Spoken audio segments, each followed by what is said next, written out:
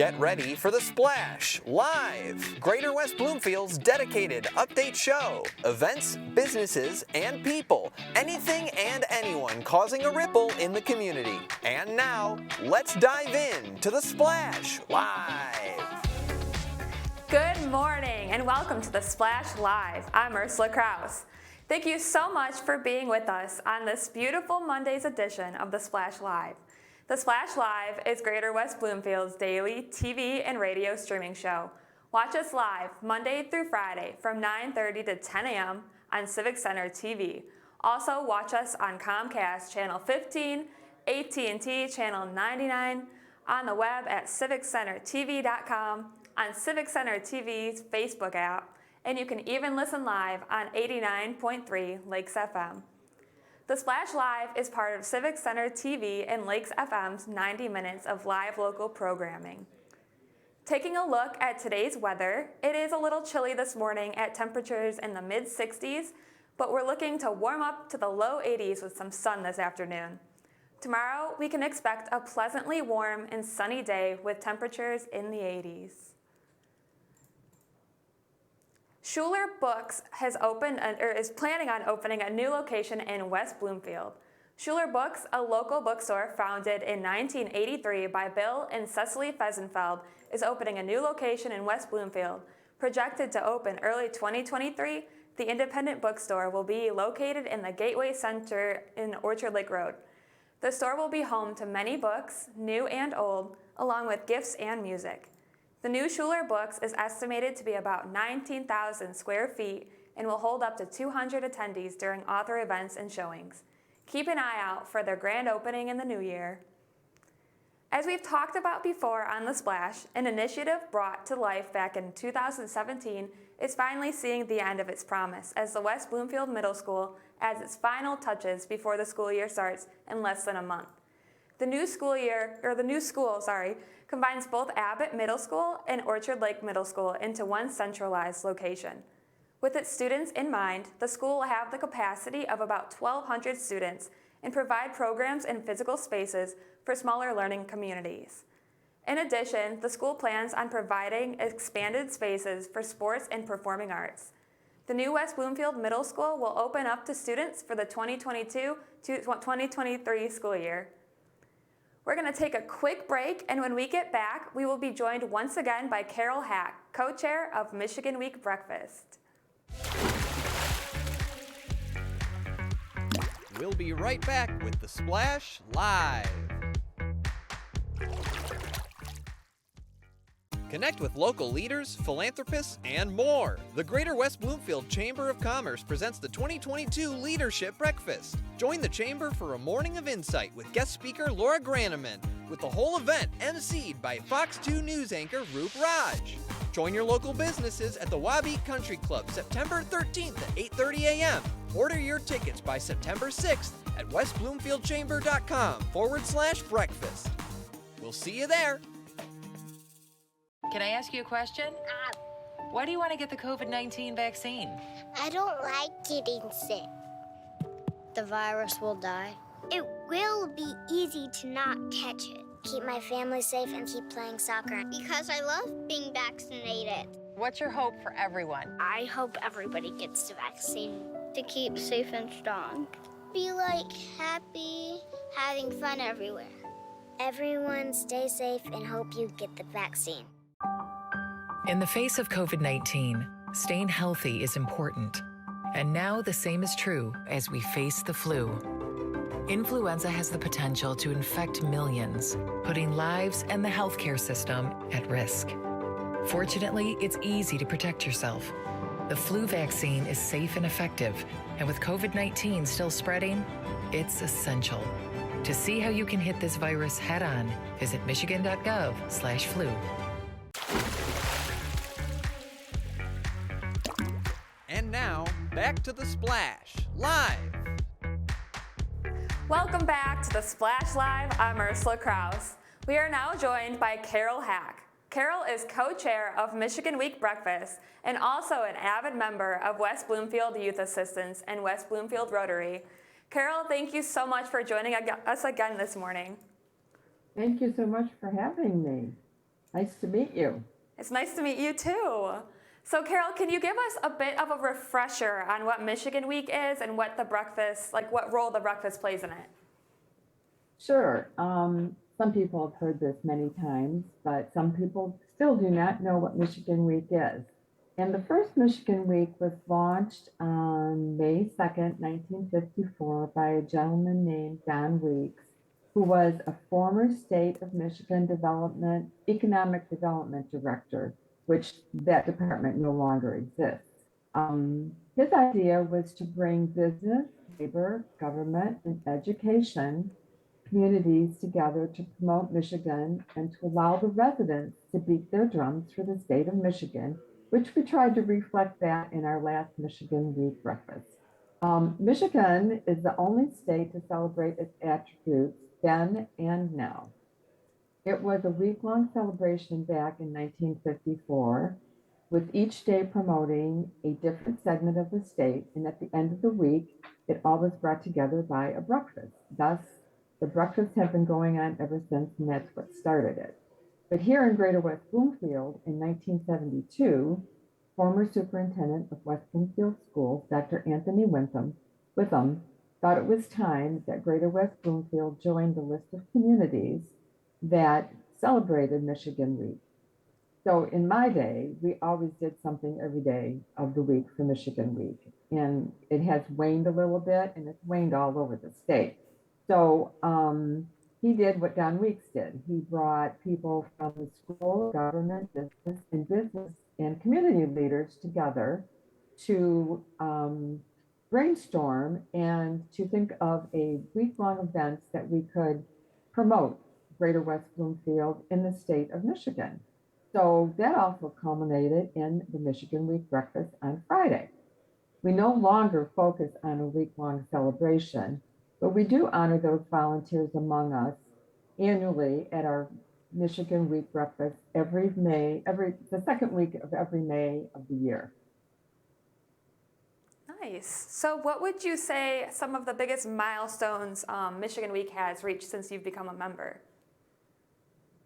Well, before I became a member, though, I think the biggest milestone is that we're still celebrating Michigan Week when all the other communities have dropped out. And I believe the last one to drop out was in 2010.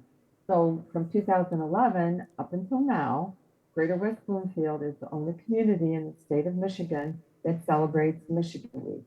The biggest milestone is last year we celebrated our 50th consecutive Michigan Week breakfast at Wabi Country Club, which that afforded us, I wanted to say we hold that breakfast to honor many volunteers in our community that make Greater West Bloomfield the best place to live, work, and play. That allowed us to apply to the Historical Society of Michigan to receive an official Michigan milestone plaque. And a milestone plaque, I believe, might be a little bit different than when you see a historical building. There'll be a green plaque on a wall, not on the wall, but mostly they're on posts. And that designates that that's a historical building, a historical site, a historical park. But what we received was a milestone plaque, which is not green. It's a beautiful color of blue, which is my favorite color, so I'm real happy about that. Which that will be permanently placed at the West Bloomfield Public Library.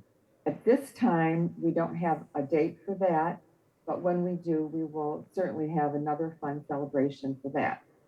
But of course, the biggest milestone was last May, and we tried to bring in a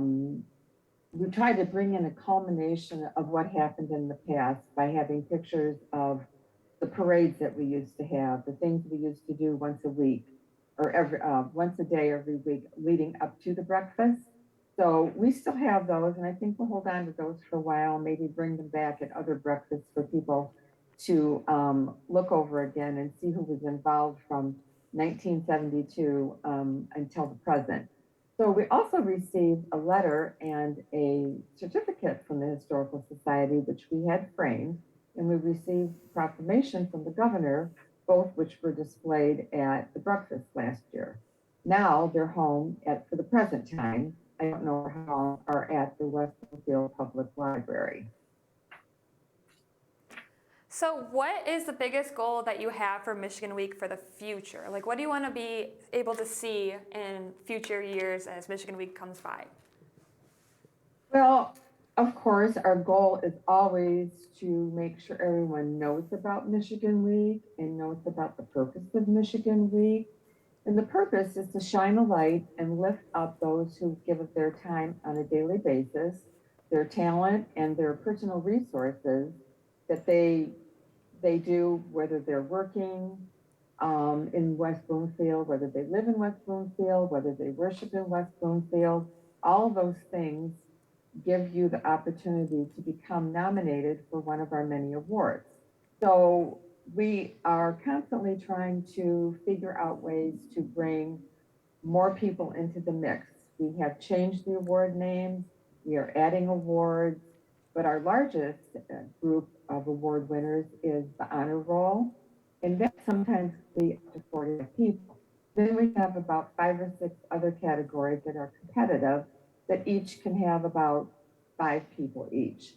So every year we try to evolve. We try to change up the award names where it's appropriate, add awards, take away awards that aren't relevant anymore, but mostly to bring more people into the mix and let more people be recognized for the things that they do in West Bloomfield that make us the best place, I think, in Oakland County and in the state of Michigan to live. So what we'd also like to do is make sure that everybody knows the nomination start and end date, the registration start and end date. And I gave those dates a few segments ago, but we will have our first meeting in September. And after we have our first meeting, then we will lock down those dates. And in a few weeks, I'll mention again when you can start nominating, when it will end, and all that's very important. And you can start registration for the breakfast and when that will end, and that's very important because we try to place everybody where they want to sit. Every group wants to sit with each other. So if you register soon enough, we can get everybody's place where they want to be, and it's a lot more fun when you're with your friends. And then we also disperse in between all of those tables some of the people who are our legislators. Our legislators always come, or they send a representative. Most of them come, but we like to put them in the middle of the Rotary group, the Sylvan Lake people, the Orchard Lake people, so that everybody can chat and get to know each other and find out what what West Bloomfield's all about for those that don't know. So in a few weeks, I will let you know what those dates are. And hopefully they will be locked down and we won't be moving them so that everybody will be prepared. And you can look forward to our e-blast from our partner, West Bloomfield Parks, that will let you know when nominations start. It will also give all the categories. And I believe from their site, you'll be able to jump right on and start nominating people. And you can also jump on and start registering also. But registration kind of doesn't start until the nominations end, so that you know if you're coming or not. Say you're an honoree and your family wants to come, all of them need to be registered so that they can all sit together. But Thank you. No, go on. I'm sorry, I said thank you so much, Carol. Unfortunately, that seems to be all the time we have for today. I really am so happy to have talked to you, and I look forward to hearing more about it next time. Okay, great. Thank you so much. For our next interview, we have Frank Campanale joining us. Frank is an Orchard Lake resident and has been a hot air balloon pilot since 1979. Thank you so much for joining us, Frank. Well, thank you for having me on. I appreciate it, Ursula. Of course. So, for being from Orchard Lake, tell us a little bit about how you got into flying with hot air balloons. It goes back to the 70s. I was building a experimental aircraft back then, and the term ultralight didn't exist then, but basically we were building hang gliders. My best friend and a business partner at that time, Clarence Catello, and I were building bi-wing hang gliders and bolting 11 horsepower McCulloch chainsaw engines on the back with propellers and flying them. And I ended up on a television show, I think it was on TV2, with a psychiatrist named Dr. Emmanuel Tanai, and the title of the show was Death Wish or Lust for Life. And so on that show, they had people that had different hobbies. They had spelunkers and cave divers and rock climbers and all kinds of different things. The one thing we all had in common is we were skydivers. And so they made an arrangement for us to jump out of a plane over the studio, and they had a circle set up with a target. And we all had a bet for a case of beer as to who got closest to the center of the target. When I landed, there was a hot air balloon there. And it's the first time I had ever seen one. It wasn't a very good one. I would personally wouldn't have flown in it, but first time I'd ever seen one. I went back to my office and talked with Clarence and said, I just saw this hot air balloon. I'd like to get a ride in one. And I looked in the phone book and found one guy that gave hot air balloon rides. His name was Ted Gauthier. And I called him and asked him if I could get a ride that night for the two of us. And that evening, within a 3-hour period, we got our first balloon flight, our first lesson in flying balloons, and we ordered 2 hot air balloons, all within a 3-hour period. Talk about living life to the fullest there. So I know your balloon, it looks like a carousel, the one that you fly right now. Can you tell us a little bit about the design and where it came from? Well, another one of my dearest friends is also a co-pilot with me. We fly together a lot in hot air balloon events and also gas balloon flights, Gordon Boring. We were talking about different ideas. My previous balloon was the space shuttle. And so we tried to come up with some ideas, and I wanted to incorporate the idea of global unity, and I also wanted to have it be fun for kids and bring back a lot of fond memories for people when they saw it. So you'll notice on the balloon, I see the picture you're showing where the giraffe is.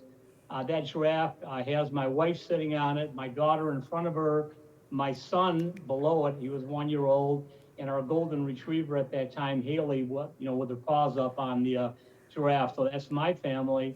And then around the balloon, you see other children of other ethnicities from different parts of the world. And as I said, the whole idea was just to bring it together and sort of the idea of global unity, global fun and enjoyment. It was also designed by a good friend of ours on the East Coast. She was actually the graphic artist on it. Her name was Jan Pietrobono. And she's just a fantastic artist. She worked in conjunction with the company that builds the balloon in Statesville, North Carolina, the Firefly Balloon Company, worked in conjunction with their graphic artists in order to allow the design to work in a bulbous fashion, which of course is difficult. It's one thing to design something on a flat plane. It's another thing to make it work in a 3-dimensional way. I love how you incorporate all that, your own family, but then you have all these other people, and it's just a big unified balloon, I guess. That was the whole idea, Ursula. Yeah, so how on earth do you transport a hot air balloon? You see how big that is in that picture. I mean, how do you get that anywhere? Well, that balloon is 90,000 cubic feet. It stands somewhere between 8 and 9 stories high. But it all packs up into a bag that I would guess is maybe 4 feet by 4 feet. And, once you deflate it all, we kind of squeeze all the air out of it and literally stuff it into that bag. We put it inside of a trailer that we pull behind my vehicle, my chase vehicle, and the gondola slides into the back of the trailer as well, and that's how we transport it. So when we're heading out to Albuquerque in a few weeks, we go out with the balloon, and then we also go out with 4 motorcycles, because after we're done flying in the morning, we go ride a couple 100 miles all through New Mexico every day. So it probably doesn't get small enough to put in like the compartment of a plane, but sounds like it gets pretty small, so. Well, you can. We've shipped the balloons to Europe. In 1983, I flew in the World Hot Air Balloon Championships in France, which was also the 200th anniversary of the Montgolfier brothers flying for the first time in 1783. So that was the first time that man actually flew. And so they had a huge celebration in Nantes, France in 1783. We shipped balloons. We shipped 3 balloons to France. So we basically had to just empty all of the propane out of the tanks and have them wide open, and we put them on a cargo plane, and they were shipped to France, and we picked them up there. So you can ship them around the world. So you can fly them in a different flying device. So you mentioned the Albuquerque Balloon Fiesta. Can you tell us a little bit more about what that is? I can. This is the 50th anniversary of the Albuquerque International Balloon Fiesta. It is the largest balloon fiesta in the world. And interestingly enough, it is also the single most photographed event of any kind in the world. They get 350,000 people in a day there on a weekend, especially on the opening weekend on that Saturday and Sunday. It's just a mass of humanity when we launched off the field. It had grown considerably. It just started with, about 20 balloons flying out of a parking lot in Albuquerque back 50 years ago. And it has evolved now into not only having its own balloon park that was built specifically for it, Fiesta Park in Albuquerque. They also built the global ballooning museum there that incorporates not only hot air balloons, but gas balloons, balloons like Maxie Anderson and Ben Abruzzo flew across the Pacific and across the Atlantic. All of those balloons are in that museum.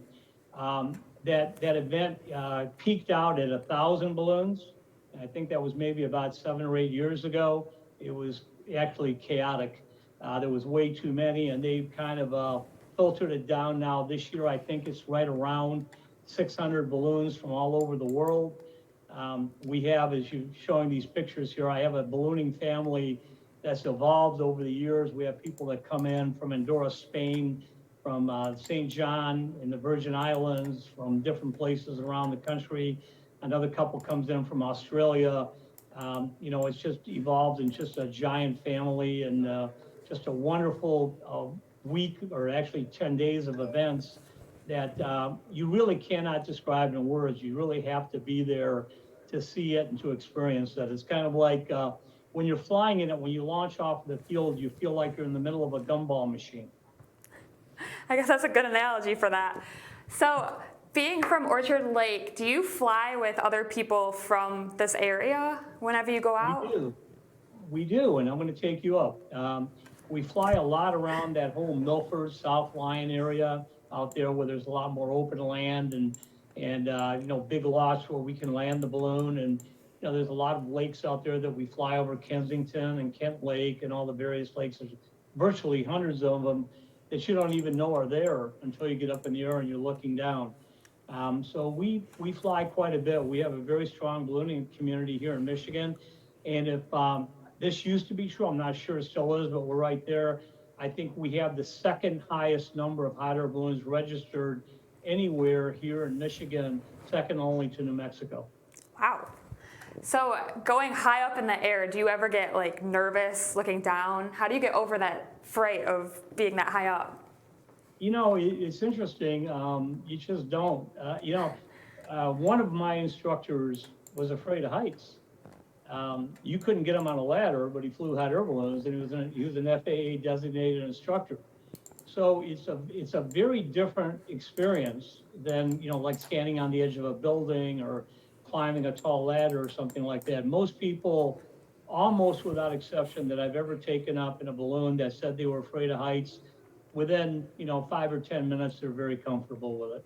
It's a beautiful experience. One of the descriptions that people use is a lot like going on a magic carpet ride, because we're flying at various altitudes. I'll take people up high, maybe 3,000 or 4,000 or 5,000 feet, and give them a really beautiful view looking out. You can see Lake St. Clair from out here, when you're up that high on a clear day, and downtown Detroit, and then we'll come down and fly over the treetops and pick leaves. Sometimes we'll touch down in the water and just skim across the water, as we're coming over a lake in a balloon. In the winter, we'll slide down across the ice, and it's just a beautiful, beautiful experience, and it's really hard to explain it unless you experience it.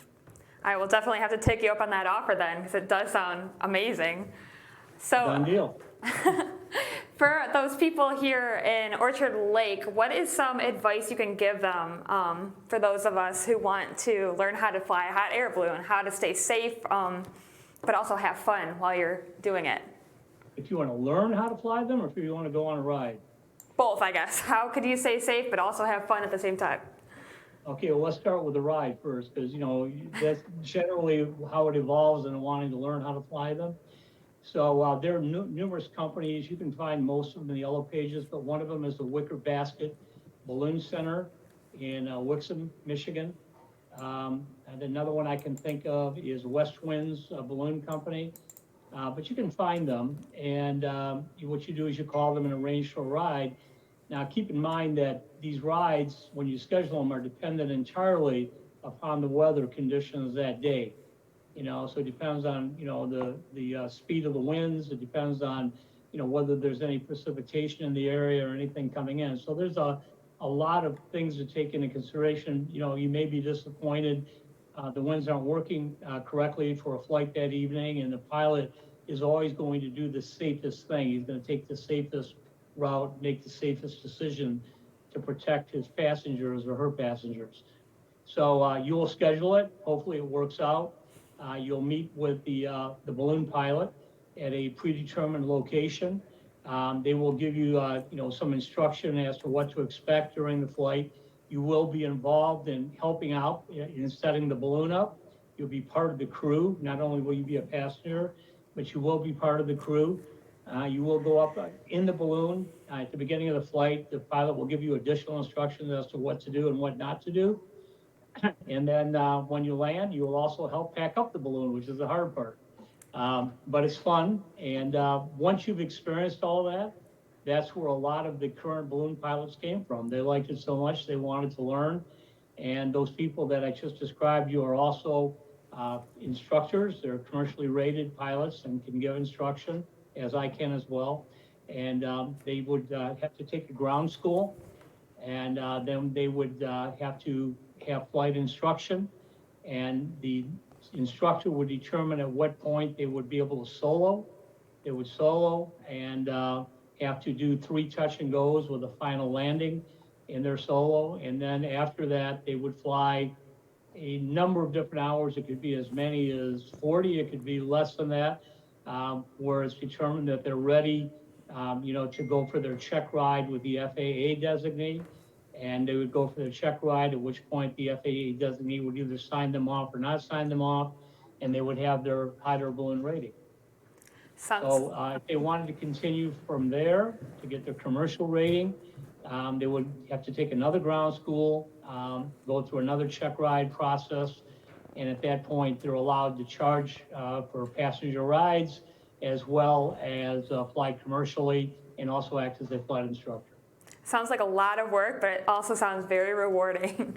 Frank, thank you so much for being on here with us. We really appreciate your time, and I will definitely have to take you up on that offer to go up in your balloon. It sounds like a lot of fun.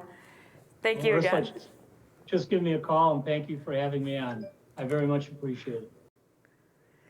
That is all the time we have for today. I'm Ursula Krause, and thank you for watching the Splash Live, Greater West Bloomfield's very own TV, radio, and streaming show.